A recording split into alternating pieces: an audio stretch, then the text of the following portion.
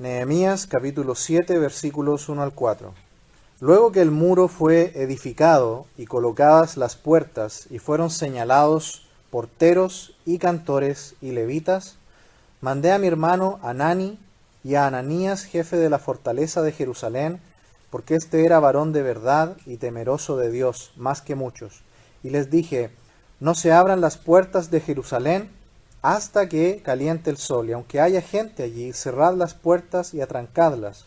Y señalé guardas de los moradores de Jerusalén, cada cual en su turno, y cada uno delante de su casa, porque la ciudad era espaciosa y grande, pero poco pueblo dentro de ella, y no había casas reedificadas. En esta noche vamos a ver que las metas logradas en la obra de Dios deben cuidarse y consolidarse. Estamos viendo aquí en el libro de Nehemías, que es el libro que nos presenta que la obra de Dios continúa. La obra de Dios no se detiene nunca. Sus planes eternos comenzaron y no van a terminar hasta que Cristo vuelva y establezca su reino en la tierra. Su palabra jamás será defraudada, su palabra se cumplirá toda, completa. Sus planes eternos se cumplirán y Él nos va a usar a nosotros para poder hacerlo. Hemos visto aquí que en este libro el pueblo de Israel, luego de 70 años de cautiverio en Babilonia, por fin ha vuelto a la tierra. Y es tan importante el regreso del pueblo de Israel porque está establecido que el Mesías iba a nacer. Miqueas capítulo 5, versículo 2 dice que el Mesías nacería en Belén de Judá. Por lo tanto, el pueblo de Israel debía estar establecido en la tierra porque el Mesías, que traerá salvación a todo el mundo, nacería allí. Hemos visto que por lo menos 3 grupos han regresado, el libro de Esdras y aquí Nehemías nos cuentan esta historia. Primero con Esdras, recuerdan que el pueblo primero restauraron el templo. Esa es la primera cosa que hace el pueblo de Israel cuando regresan, lo espiritual primero. Poner en primer lugar al Señor y la adoración y el aprendizaje de la palabra de Dios. Eso es lo primero que hace el pueblo de Israel cuando retornan. Reedificar el templo. Y en segundo lugar, se preocupan de la seguridad de la ciudad. Porque en el grupo que vuelve con Nehemías, logran esta gran hazaña que es reconstruir la muralla que rodea esta ciudad de Jerusalén. Y en solo 52 días, una verdadera hazaña arquitectónica, logran hacerlo. Es muy importante en ese tiempo una ciudad amurallada porque era lo que protegía a una ciudad que pretendía formar allí una ciudad realmente fuerte. ¿Recuerdan Jericó? No la podían penetrar, no podía entrar el pueblo de Israel en el tiempo de la conquista. Solamente el poder de Dios fue el que derrumbó esa muralla. En este capítulo entonces encontramos que ya el pueblo de Israel ha logrado la meta. Versículo 15 del capítulo 6 dice que terminaron el muro en 52 días. Un gran logro para el pueblo de Dios, pero no termina allí. Si usted lo nota ahí en el libro de Nehemías, va a ver que el libro continúa, tiene 13 capítulos. Pensaríamos que este fue el final del libro, pero no. Porque como vamos a ver en esta noche, las metas logradas en la obra de Dios deben cuidarse y consolidarse. No basta con lograr una meta. La meta debe cuidarse y consolidarse.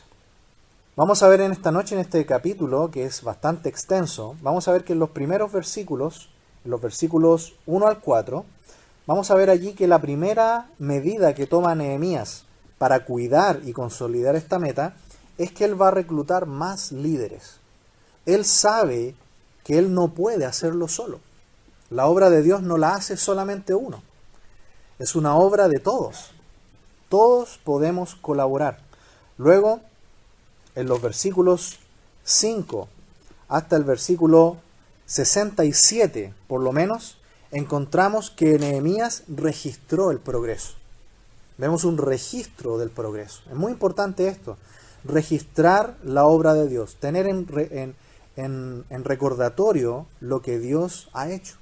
Eso es lo que hace Nehemías. Registra todo lo que tienen y todo lo que Dios ha hecho.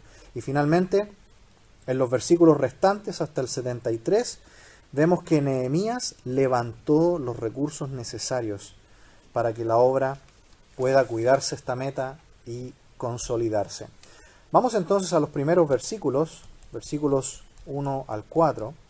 Dice, luego que el muro fue edificado y colocadas las puertas y fueron señalados porteros y cantores y levitas, mandé a mi hermano Hanani y Ananías, jefe de la fortaleza de Jerusalén, porque este era varón de verdad y temeroso de Dios más que muchos. Vemos aquí que Nehemías ha logrado la meta, pero no se queda allí. El libro no terminó allí, como nosotros podríamos haber pensado. Terminaron el muro y ya se acaba la historia. No, es solamente la mitad del libro. Porque hay que lograr las metas en Dios, pero luego estas metas hay que cuidarlas y hay que consolidarlas. Vemos aquí que Nehemías no trabaja solo. Tiene a su hermano Hanani y a Ananías. Y va a reclutar a más y más personas. Dice ahí el versículo 1, que fueron señalados personas para cuidar las puertas, porteros, cantores y levitas. Vemos que la obra de Dios no se hace sola. Si recordamos también en el Nuevo Testamento, recuerdan que el Señor Jesús no hizo la obra solo, sino que luego de ayunar y de orar al Señor toda una noche, ¿qué hizo? Eligió a 12 apóstoles que le ayudaron en el trabajo que él venía a hacer. Aún el Señor Jesucristo no hizo la obra solo. El que tenía la ayuda del Padre y del Espíritu Santo, él siendo Dios encarnado, tuvo ayuda, buscó ayuda. Luego, en el inicio de la iglesia, ¿recuerdan la iglesia de Antioquía? En Hechos capítulo 11, vemos que la iglesia de Antioquía estaba creciendo y había un líder que se llamaba Bernabé. Y él podría haber dicho, yo voy a hacer aquí todo solo. Pero ¿qué hizo Bernabé? Fue a buscar a Pablo. Lo fue a buscar. Pablo estaba en Tarso y se lo trajo a Antioquía y estuvieron trabajando en Antioquía por un año. Y dice que fue tal el impacto de la obra de estos dos hombres que los cristianos, los creyentes, fueron llamados cristianos por primera vez. Eso lo registra Hechos capítulo 11. Fue tal el impacto de la obra de estos dos hombres que los creyentes se les llamó cristianos. Vemos que la obra de Dios nunca es por uno solo. Y vemos a un hombre como Bernabé que él dijo, yo no puedo hacer solo. Yo no puedo enseñar, discipular, evangelizar yo solo. Necesito gente que me ayude. Y se fue a buscar a Pablo, que vino y enseñó a los hermanos. La obra del Señor entonces necesita una reclutación de líderes, buscar más personas que nos puedan ayudar. Cuando Pablo fue llamado por el Señor, él iba a salir para predicar el Evangelio a todo el mundo, pero se hizo de todo un equipo. Usted lo puede leer, por ejemplo, en Hechos 20, se mencionan varios que lo ayudaban. También al final de la carta a Colosenses, él menciona el equipo misionero que lo ayudaba. Y él tuvo dos ayudantes que estuvieron con él hasta el último día, Lucas y Timoteo. Hasta el último día estuvieron con Pablo, sus colaboradores más cercanos. Se fijan que hay un trabajo de fundar las iglesias por Pablo, pero también él consolidaba el trabajo de las iglesias. ¿Recuerdan la carta a Tito? Le dice, Tito, te voy a dejar en Creta para que establezcas ancianos en las iglesias. No es solamente el trabajo de evangelizar, después viene el trabajo de discipular, de formar a la iglesia, de levantarla y de consolidar la obra allí. Lo mismo vemos aquí, este es el principio. Nehemías no trabajó solo y dice que buscó a un hombre de verdad, hombre temeroso de Dios. Qué hermoso. Vemos en estos primeros versículos que él buscó personas de integridad, hombres piadosos, pero sobre todo fieles. Si usted lo recuerda conmigo, en el capítulo 1, vemos que Hanani está con Nehemías desde el principio. Es mencionado en el capítulo 1 y versículo 2. Dice, vino Hanani, uno de mis hermanos, con algunos varones de Judá. Él estuvo con él desde el principio. Era un hombre fiel a Dios. Él realmente amaba al pueblo de Dios y la obra que estaban haciendo. Aquí vemos que la mejor defensa es que el pueblo crezca espiritualmente. Este era un hombre temeroso de Dios y dice ahí, más que muchos. Muy interesante la acotación que se hace allí. Versículo 3 de Nehemías 7 dice, y les dije, no se abran las puertas de Jerusalén hasta que caliente el sol, y aunque haya gente allí, cerrad las puertas y atrancadlas, y señalé guardas de los moradores de Jerusalén, cada cual en su turno y cada uno delante de su casa, porque la ciudad era espaciosa y grande, pero poco pueblo dentro de ella, y no había casas reedificadas. Notan que en primer lugar, en estos primeros 4 versículos, lo primero que Nehemías hace para consolidar la meta lograda, para establecer y cuidar lo logrado, él lo que hace es recluta ayudantes, recluta líderes fieles al Señor, piadosos e íntegros. Dice ahí que era un hombre de verdad. Él tenía mucha fe también, Nehemías, porque dice que la ciudad, luego de que se cerró el cordón de muro, dice que una vez dentro se dio cuenta que el lugar era muy grande, pero eran poquitos. Y aunque era una ciudad amurallada, si venía un ataque enemigo, ¿recuerdan todos los enemigos que tenían alrededor queriendo destruirlos? Podían tomar quizás fácilmente la ciudad. Pero Nehemías, sin duda que tenía en su mente y en su corazón las promesas de Dios. Mencionemos solamente una. Uno de los profetas que adelantó que el pueblo de Israel nuevamente iba a morar en la tierra era Zacarías. Si lo anota allí, en su mente y en su corazón, la promesa de Dios en Zacarías, capítulo 8, versículo 3, dice: así dice Jehová, yo he restaurado a Sión y moraré en medio de Jerusalén, y Jerusalén se llamará ciudad de la verdad, y el monte de Jehová de los ejércitos, monte de santidad. Yo no tengo duda alguna de que Nehemías tenía fe en estas promesas. Él tenía en cuenta que Dios había dicho: sí, estarán un tiempo por el castigo, por la infidelidad en Babilonia, en cautiverio, pero un día volverían y Dios restauraría la ciudad. Mire conmigo también Salmo 127. Acompáñeme por favor al Salmo 127. Vamos a leer el versículo 1. ¿Lo tenemos? Dice: si Jehová no edificare la casa, en vano trabajan los que la edifican. Si Jehová no guardare la ciudad, en vano vela la guardia. No tenemos duda alguna de que Nehemías en su corazón pensaba en las promesas de Dios, de que Dios les iba a proteger. Recordemos que en un principio leímos ahí en Nehemías capítulo 1 que parecía algo que venía de un deseo propio, ¿no? Personal. Pero luego él dice: Dios puso esto en mi corazón. Al tiempo después, Nehemías no tiene ninguna duda de que este deseo que él tiene de restaurar los muros, de restaurar la ciudad, de reconstruir las casas, era un deseo de Dios.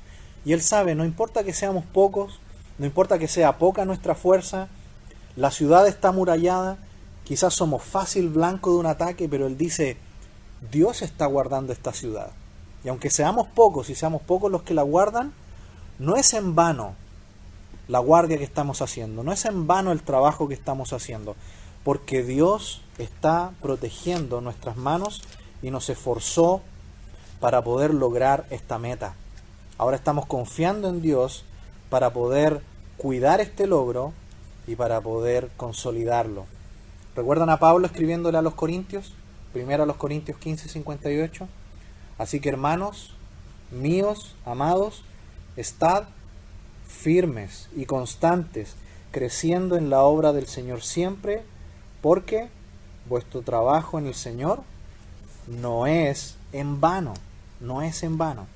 Nehemías sabe que no es en vano la obra que están haciendo y tiene hombres de verdad y temerosos de Dios. ¿Recuerdan Proverbios 26? Yo sé que hay un versículo que dice: mujer virtuosa, ¿quién la hallará? Pero también hay un versículo parecido para hombres. Proverbios 26 dice: hombre de verdad, ¿quién lo hallará?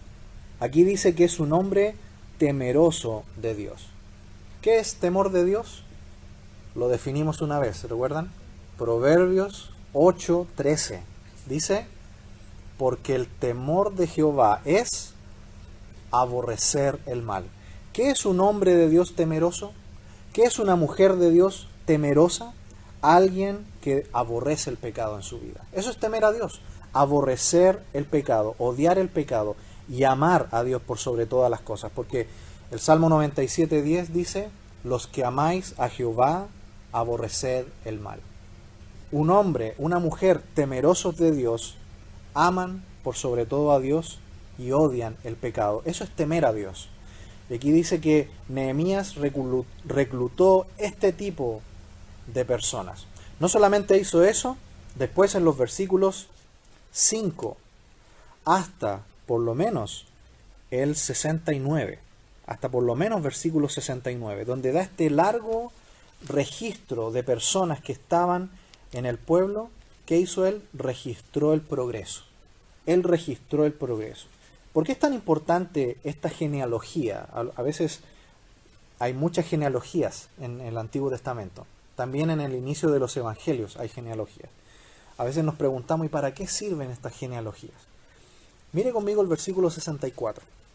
¿Qué pasó con una familia que no encontraron su registro en la genealogía? ¿Qué pasó con ellos? Versículo 64 dice, leamos desde el 63. Y de los sacerdotes, los hijos de Abaía, los hijos de Cos y los hijos de Barzilai, el cual tomó mujer de las hijas de Barzilai, Galaadita, y se la llamó del nombre de ellas. Estos buscaron sus registros de genealogías y no se halló. ¿Y qué pasó? Fueron excluidos del sacerdocio. Es muy importante las genealogías del Antiguo Testamento. En primer lugar, recordemos que toda la Escritura es inspirada por Dios. Y una pura palabra de esas genealogías es más inspirado que cualquier palabra que pueda decir un predicador desde el púlpito. Toda palabra, aunque sea una letra de la palabra de Dios, es más importante. Y es importante porque si un rey no podía comprobar que venía del linaje real, no podía ser rey. Si un sacerdote no comprobaba que venía de la línea de Leví, no podía ser sacerdote. Así que cada parte de este registro es muy importante. Las genealogías que hay en el Nuevo Testamento, en los Evangelios específicamente, ¿para qué fueron puestas allí? ¿Por qué están ahí? ¿Para probar qué cosa? Algo del Señor Jesucristo. ¿Exactamente qué cosa? Que venía del linaje de David. Porque de otro modo, él no puede ser el legítimo rey de Israel. Por eso que en los Evangelios tenemos esas genealogías. Cada registro que Dios hace en su palabra es importante. Y sin duda que uno de los registros de nombres más importantes es el libro de la vida. ¿No tiene Dios un libro de la vida donde está escrito su nombre y el mío por la gracia de Dios? Los registros de Dios son importantes. Y aquí Nehemías eso hizo. Registró todo el progreso. Y mire conmigo, leamos juntos ahí en el versículo 66. Luego de todo este largo conteo, fíjese que mencionó todas las familias, todos los que volvieron de Babilonia, comparando un libro antiguo con el censo actual. Desde el versículo 5, leamos primero el versículo 5. Dice, entonces puso Dios en mi corazón que reuniese a los nobles y oficiales y al pueblo para que fuesen empadronados según sus genealogías. Y ahí el libro de la genealogía de los que habían subido antes, y encontré en el escrito así. Y comienza el conteo. Muy posiblemente él tomó el libro de las crónicas, donde están las genealogías, y lo comparó con el censo nuevo que hicieron. Y ahí está todo el listado de las personas. Y si ahora avanzamos hasta el versículo 66, veamos el resultado. Dice, toda la congregación junta era de 42.360, sin sus siervos y siervas, que eran 7.337. Y entre ellos había 245 cantores y cantoras.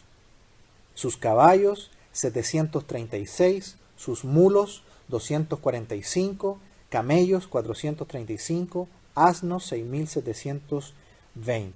Y algunos de las cabezas de familias dieron ofrendas para la obra. El gobernador para el tesoro, 1.000 dracmas de oro, 50 tazones y 530 vestiduras sacerdotales. Hasta aquí entonces tenemos el conteo final y como ustedes pueden ver es un pueblo pequeño, una cantidad de habitantes posiblemente menor que el de esta ciudad. Y estaban todos ellos dentro del límite del muro. Como usted puede ver entonces, Nehemías para cuidar y consolidar la meta lograda, él registró todo lo logrado. Registraron todas las personas, la genealogía para determinar quiénes podían ser sacerdotes, registró quiénes podían hacer diferentes labores Ahí están los porteros en el versículo 1, los porteros, cantores, levitas. Luego se habla de los guardias que iban a estar cuidando la ciudad. Todos los logros él los registró.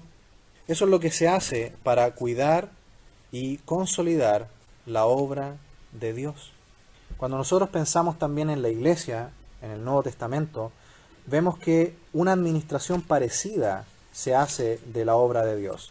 No sé si recuerdan cuando en Hechos capítulo 6 hubo un reclamo de parte de las viudas. Recuerdan que había un reclamo allí en Hechos capítulo 6, versículo 1. Dice Hechos capítulo 6, versículo 1.